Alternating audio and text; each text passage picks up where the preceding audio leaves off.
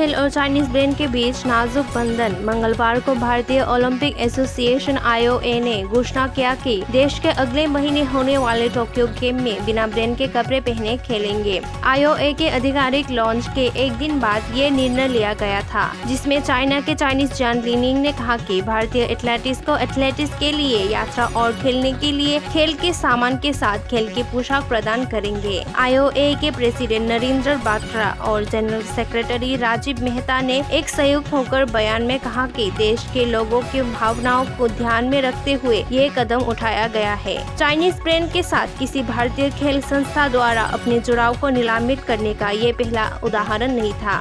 पिछले साल के BCCI ने IPL के टाइटल स्पॉन्सर वीवो से नाता तोड़ दिया था।